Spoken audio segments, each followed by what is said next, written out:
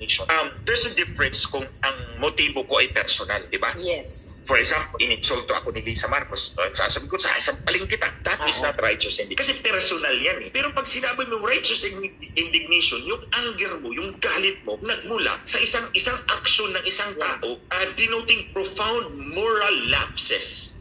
Profound moral lapses. It's profound. Kayong lapse niya, yung pagkikipag-meeting sa Smartmatic, sinabi ko, hinabol niya ang Smartmatic 3 beses. Nakipag-usap siya sa may-ari ng Smartmatic. And then, nanalo ang kanyang anak, nanalo ang kanyang asawa, and then tingnan mo yung ebidensya nila General Rio, yung TN Rio. Minanipula. It strongly appears na minanipula yung election results. So, nagtugma yung pag-aamin ni Lisa Marcos sa akin at yung extraneous evidence mula sa Commission on Elections. Yes. So, tapos ito na. That's the basis of my righteous anger. Kasi pinipilit nila ako na i-sideline. O, i-sideline para hindi lumabas. O di ba? Para hindi lumabas. Nililimit nila ako sa social media. Hindi minimension yung issue ko sa kanya sa mainstream. Kasi payat niya. Tapos, kinakasuhan niya ako sa IBP. Every time mag-speech ako. Kasi sabi ko, di ba? Pangalawa na yun eh. O, pag speech ko sa Davao, kinasuhan ako. Pag speech ko sa Cebu, kinasuhan ako. It's a naked attempt. It's a brazen attempt to stop me from talking. This is a public issue.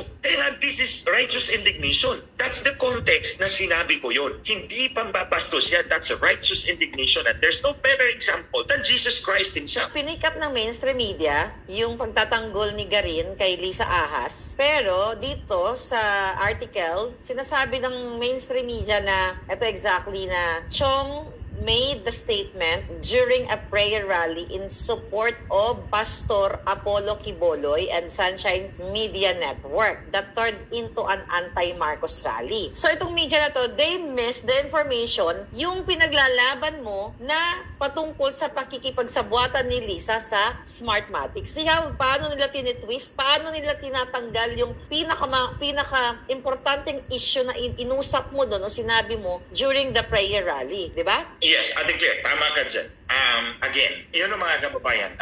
Again, I can forgive the reporter for sheer utter ignorance. Sheer utter na ignorance about the issue. Pero, kung nandun siya, dapat narinig niya yung mga pinagsasabi ko. And he cannot plead ignorance. O, di ba mga kababayan? Kung nandun siya, dapat reporter ka, ni-report mo, sinulat mo yun. So, dapat nandun ka. Otherwise, you would not be in a position to report something na wala ka dun. So, I suppose the reporter was there. At hindi mo nilagay yung konteksto kung bakit ko nasabi yun. Kasi sabi ko, sinalaysay ko muna yung buong pangyayari. And then finally, sinabi ko, kung nandito ka lang sa harap ko, sasampalin kitang back to back. So, you have to connect that comment to the entire story. Yung pagmamanipula ni sa Marcos ng election system. Kaya mo nasabi. Kaya ko sinabi yun. Now, yung report na yan, hindi naman actually report yan. It's a praise release. Hindi press release. Praise release. Praise release. Pinipraise. Praise release kay Lisa Marcos. Oo. Yeah. So, syempre, we cannot expect na ilalagay nila yung konteksto. But the point is, nilabas nyo yan, sasagutin namin. Ngayon, don't tell me, hindi nyo pa rin i-report na ito yung konteksto pala ni Glenchong in the interest of fairness. Lapato natin sa kanila. In the interest of fairness. Sabi ninyo, kayo mga journalist, for fair reporting. Sige, i-report ninyo. Kaya pala sinabi ni Glenchong na sasampalit niya si Lisa Marcos dahil minamanipula yung election system at minanipula yung government institutions para maiupo niya yung kanyang asawa doon sa protesta in 2019, specifically September 2019. Malapit na tayo, Lisa. Kunti na lang yung facts. Magulang. Malapit na tayo doon. So you see, mga kababayan, for one who is a witness to all this manipulation, when minanipula mo yung election system, ikaw na mismo nagsabi sa akin, Lisa Marcos, minanipula mo yung, di ko lang muna pangalanan, yung government institution na yan. Minanipula para lang maiupo mo si Bongbong Marcos as Vice President at that time in September 2019. Malapit na talaga tayo, Lisa. Sabi ko sa iyo, don't cross the red line. Aabot tayo dyan. Si Lisa Marcos kasi is fan of the underdog. Yung tema ng kampanya ni Bongbong Marcos, underdog, yung paawa effect ba?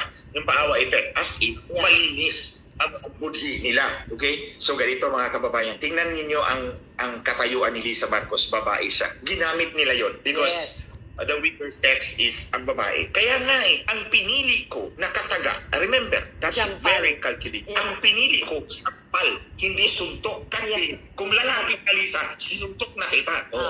Sinuntok na kita. Hindi ako nagmamayabang. Nabubuhat ko yung, 40 kilos, 100 kilos.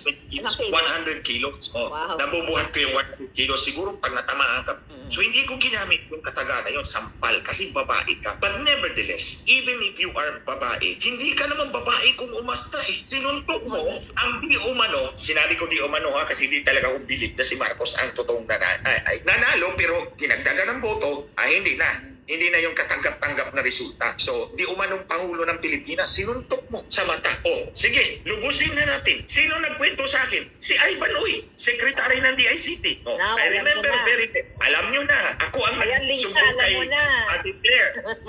Ako ang nagsumbong kay Ate Claire about that. Nag-meeting kami sa Wolfgang Steakhouse, dito sa Ortigas, dyan sa podium. Si Ivan Uy ang nagsabi sa akin, Secretary ng DICT, sinuntok ni Lisa si Bongbong Marcos sa mata. Sabi ko, nasaan ka? Harap ko. Tapos tawa-tawa pa siya. Remember, Lisa, tumatawa-tawa pa si Ivan Uy sa'yo. Sa kalagayan ninyo. So, nakikita mo, babae, pero kung umasta, daig pa ang lalaki. Ito pa. Nung nag-meeting tayo, Lisa, doon sa Cybergate Plaza, kasagsagan ng kampanya, nung nag-present yung Indian, I don't know kung bakit mga foreigner talagang kinukuha mo. Labag yan sa election code. Hindi dapat makikialam ang mga foreigner. Meron kang tatlong kinuha na Bulgarian, Greek, at Romanian. Parang na-meet ko yung iba doon eh. Doon nung may... yung tatlo. Nandun yun sa headquarters mo.